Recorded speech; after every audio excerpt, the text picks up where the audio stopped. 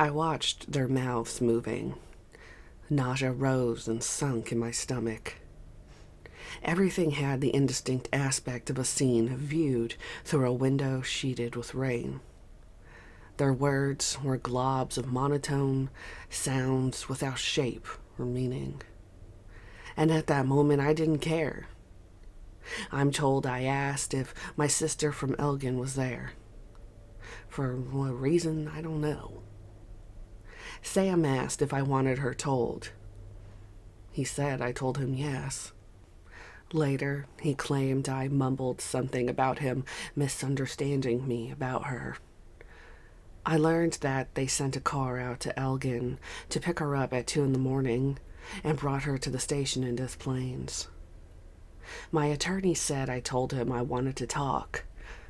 He thought I meant with the police, but that it was not to take place until after my sister arrived.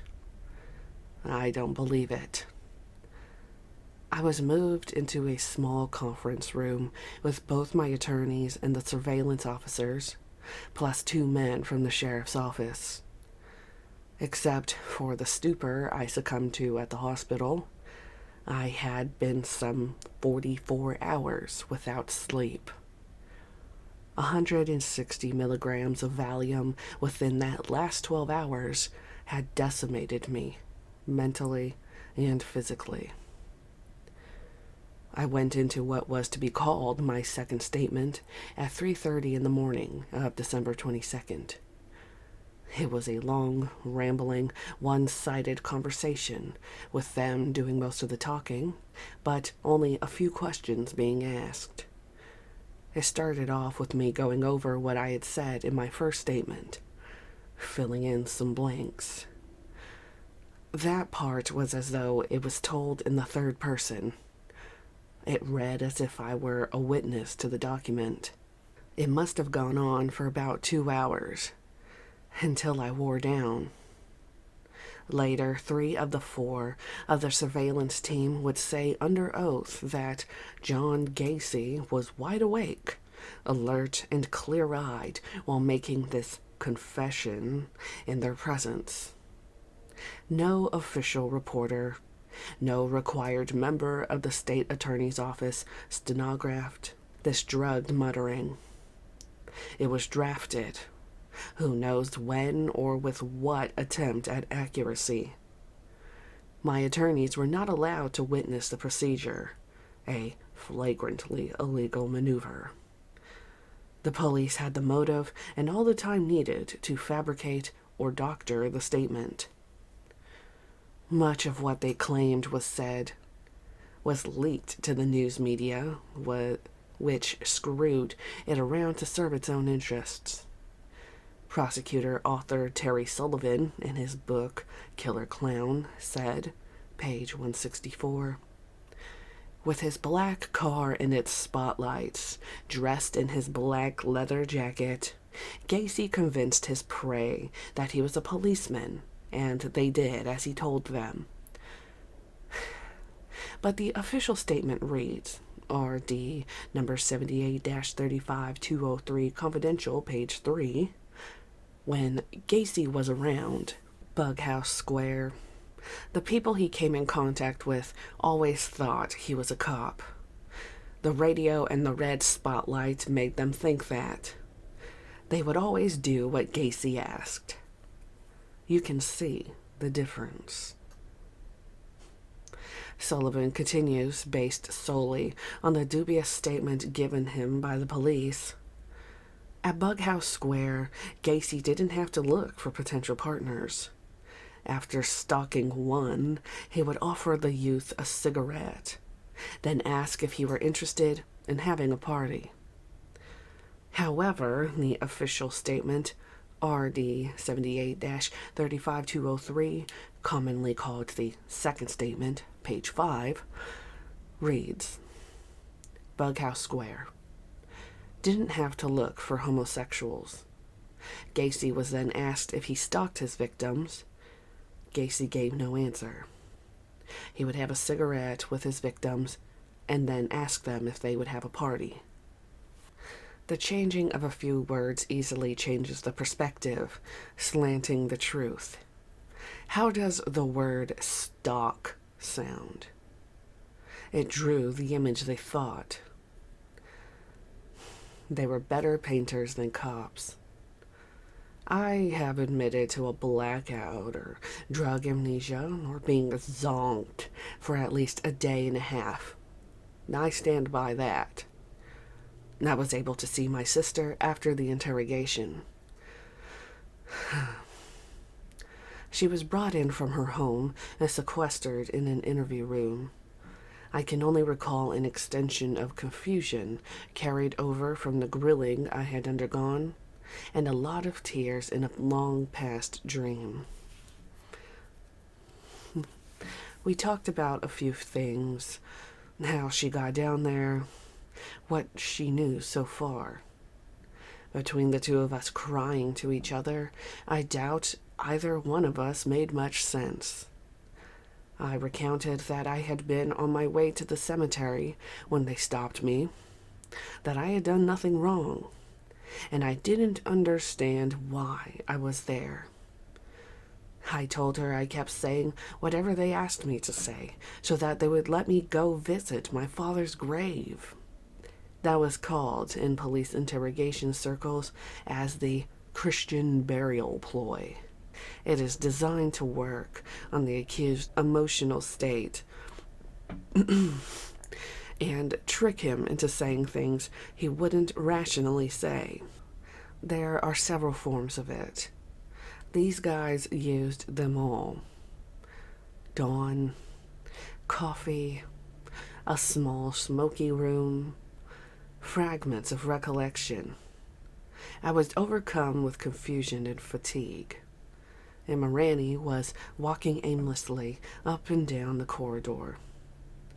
The clock in the hall said 6:15.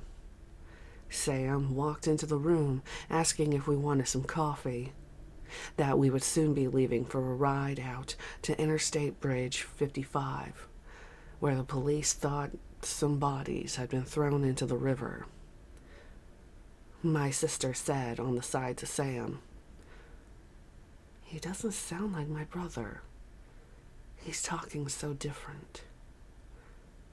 I asked Sam, "Did I say that?" "Yeah, you don't remember?" "I don't remember much of anything. I feel sick. Lousy. Things are moving so fast in my head, nothing makes sense. I thought we were going out to the cemetery. They promised they would take me out there. Sam didn't know if they would or not. It was time to move out. A group of men, some from the Des Plaines police, some from the sheriff's office, gathered into 3 cars for the long trip. I was put into the back of one car with my sister and Sam. Leroy Stevens was to follow in his car. I was so tired I kept nodding off to sleep, awakening intermittently from bumps in the road or from more questions. When we arrived at the bridge, we pulled up behind a state police car and got out. The trooper blocked off the inner lane to traffic, diverting it to the right lane. We all walked out onto the bridge in the cold, misty morning air. The sun was bright. The chilling wind swept across the bridge. My head was clearing in the brisk air. I felt spectral, detached, not part of the scene. As we walked toward the middle of the bridge, the group of people thinned out until there were only 4 of us in a tight knot. One officer stayed about 5 feet in front of me, thinking, I guess, that I might run. But my legs were made of oatmeal. Halfway to the middle, I stopped and climbed up onto the concrete base to look over into the river. A cop grabbed my arm firmly. The banks below were lined with thin ice and dirty snow. the murky brown water swirling.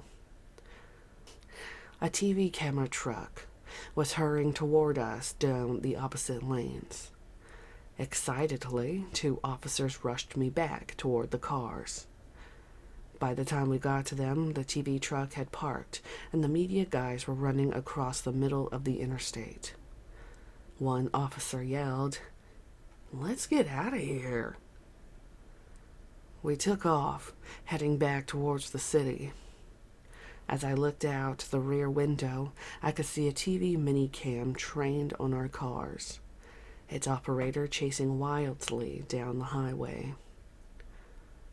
The next stop was the house on Summerdale. The street was besieged with cars and trucks, mostly police people. Neighbors and strangers were everywhere, trying to make sense of it. More people were arriving from all directions. The curious were gathered outside ropes which were strung out around the house, all the way to the curb. An officer lowered the rope so we could turn into the driveway. The crowd edged forward. We proceeded to the back of the house and waited until about a dozen cops surrounded the car before we got out. Even my neighbors' yards were crowded with people, restrained behind ropes that were strung back to the alley. I was whisked through the open garage door. Inside, the garage I'd always kept so orderly and clean was filthy with mud. Everything had been dumped out, turned over, strewn around like a junkyard. I complained and broke off to start cleaning the disarray. I was very angry. The tools were all out of the cabinets, something I had never allowed. Then an officer told me why we had come into the garage. I was to show them where the last section of concrete had been poured. There was one section of the floor which I had left unfinished when I planned to run water and sewer lines into the garage in that corner. Later, after putting up a 4-car addition to the garage, it was more convenient to put the new plumbing in that area, and the concrete slab in the original garage could be finished. After I marked it for them, we walked out of the garage and into the house. It was full of cops and strangers tramping all over the place. I was furious at what I saw. T was a shambles. I'm assuming that meant it. Mud had been tracked all over the carpet. All my large indoor plants had been set on the dining room table. I couldn't see my dog, and I worried about him. Some character came from the front of the house and yelled, "What's he doing here? Cuff him! Get him out of here!" We started for the door and the trip back to the station. I was told that Patches was next door with neighbors, and I asked my sister to get him and to take him home with her. In view of my crisis, I was sure creating sparks over mutiny. It was about 10 that morning when I was returned to the station and put in a holding room. By now, the processing should have been completed on a trumped-up drug charge, and they would have to let me post bond. My sister had gone, driven back home with Patches. I would never see either of them again. Sam and Leroy were trying to find out what was going on. Why the stalling and long delays? The police were forced by law to arrange for the setting of bond. Several hours would pass before we were to learn what they had in store for me. I was without medication, food, or sleep for 2 days. The coffee was burning my insides into an ulcerous rage. I slept in 1 and 2 minute snatches. Detectives escorted me out of the holding room in tight cuffs. through a courtyard past a large crowd, which was being held back behind ropes by the police, into a civic center. We took an elevator up to a third-floor courtroom. I slumped into a wooden chair in the small, packed courtroom where a Judge Peters presided. I sat with my head down, trying to nod off, forcing my eyes closed tight to relieve their burning, stuporiously untouched by the enormity of what was taking place in my life. I recognized Sullivan, who had smart-mouthed me back on December 13th when he confiscated my keys. Following him before the bench came Kosensak, who had slammed me against the wall. He was the first to take the stand and the oath. The hearing didn't last long. It comprised the reading of a charge of murder against me concerning one Robert Peast. Then there was an argument about bail.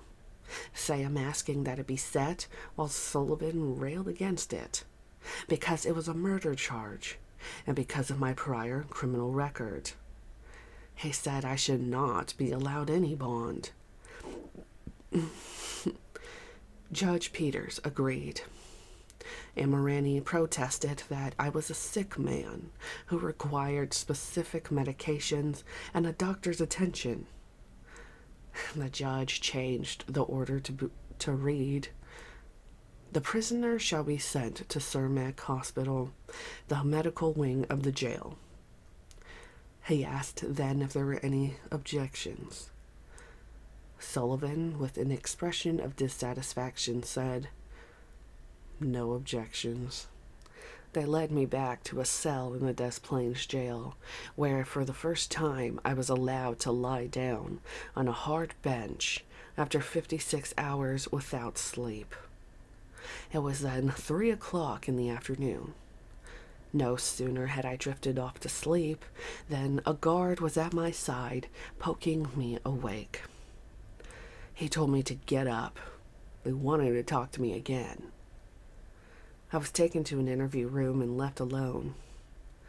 Their strategy was to wait long enough to be sure Amirani had left the building before they renewed the game. This time, my interrogator had a different face, one I hadn't seen before.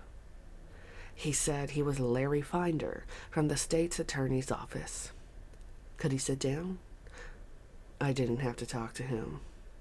He only wanted me to clear up some things I'd already said, to see if they were correct.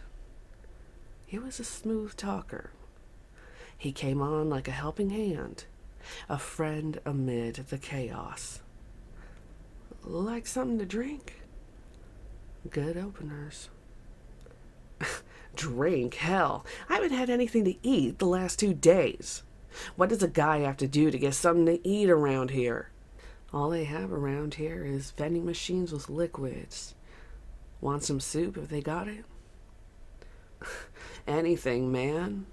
Anything that smells like food." I was tired and punchy, but my stomach was clenched like frozen gears and ached for some food. To Finder's surprise, Leroy Stevens walked into the room. I guess they hadn't counted on him sticking around.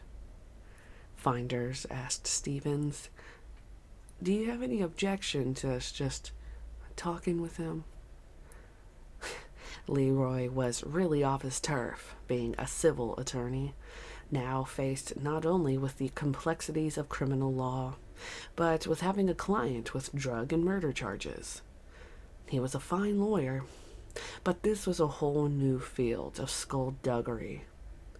A lawyer needed the instincts of a mongoose with these snakes. His reply was, "Only if John wants to."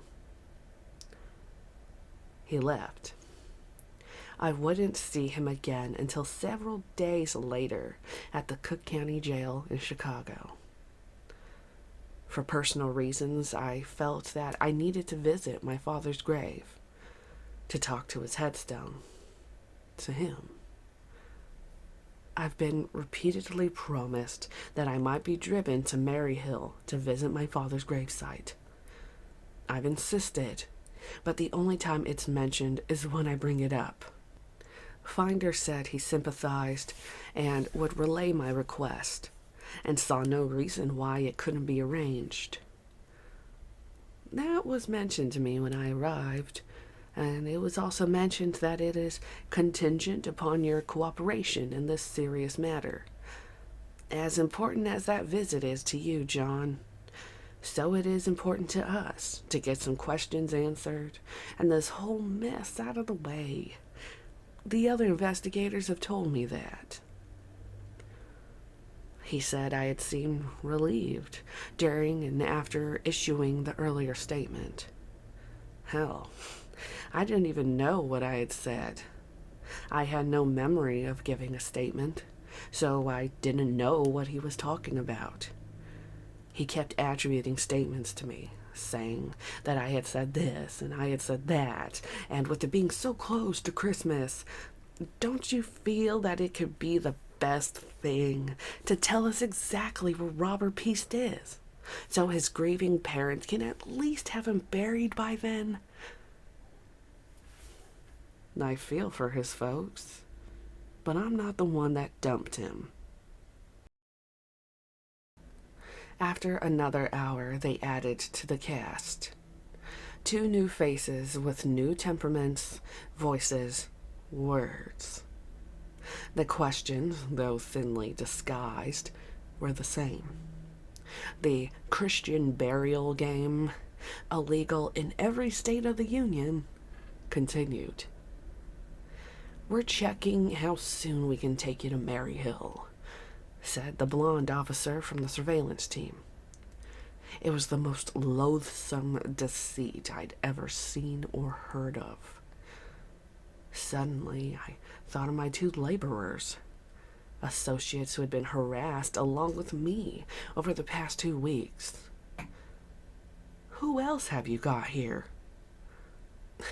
Why, John? Are others involved in this? Directly or indirectly? I looked at the floor. It was useless. My words had fallen on ears deaf with conviction. Finder asking and answering at the same time. Your associates? Oh, you mean Rossi and Cram? I don't think I ever answered the question. The state was obsessed with proving that John Gacy had committed mass murder, alone.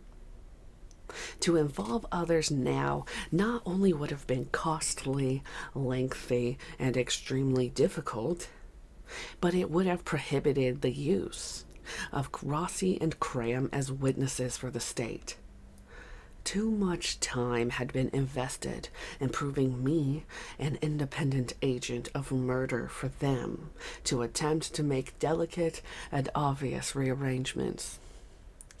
Their whole structure hinged on my having no assistance. Too much had been invested in creating that structure. Shaking the ground now might topple their creation. They showed me photos of some people. Some were familiar, most were not. They talked down to me as if I were retarded. I understood why. They really didn't know anything about me, about my personality, whether I was genius or cretin. The effects of my abuse of tranquilizers would not leave me for many months. During this questioning session, I was so lethargic and slow-witted that they must have thought I was always obtuse and beef-headed. I never once during this period made contact with the seriousness of my predicament. They inferred that I knew faces in the photos that I didn't. When my head sunk to my chest from exhaustion, it was taken as an answer and a symbolism that they had created. If I turned my head without volition, it was to give them an answer. I would at that point have signed over my property for a hot meal, said or signed anything for some sleep. I repeatedly said I was dizzy and my head was swimming. One officer grudgingly brought in a cup of clear broth for me to drink. I kept falling asleep on them. But they'd shake me awake and continue to hammer away. Later, during the trial, they spoke of my volunteering all the statements they took down. They swore that I was coherent, lucid, alert. They claimed they asked me to draw a diagram of the house on Summerdale, and that I drew an oblong box and added another on one side indicating the addition. Then, according to them, they asked me to pinpoint the location of the supports under the house and where the furnace was. For the pillars, I supposedly made an X and put a box around it. That is a far cry from my method of floor planning. My diagrams had always been beautifully precise. I never saw this drawing until Finder came out with it in court, saying I had made it. But it was done with a combination of two markedly different pens. Why would I have used two different pens to make a sketch on a small piece of paper? According to Finder, some of the marks represented the burial plots of the victims. In the August 29th, 1983 issue of U.S. Magazine, in its book bonus, prosecutor author Terry Sullivan wrote the following. Bedeau is a state investigator. Gray is David Cram. "Show me where you were digging," Bedeau said, handing Gray a pad and pencil. Gray drew a diagram locating the sump pump and the trenches he dug. I looked at Gray's drawing.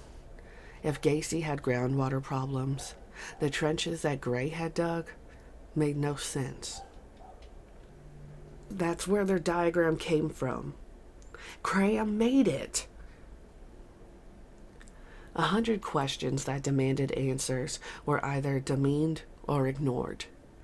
The court found the bulk of my attorney-offered protests inaudible. After my drawing was done, they took me to an empty cell. I went out when my head hit my forearms. Maybe the next few hours of disturbance were pre-planned. Maybe not. But it seemed to me that they shook me awake every half hour to ask another question or to show me another photo. Somewhere in that diabolically created nightmare, they left me alone to escape into the sweet, blank oblivion of sleep.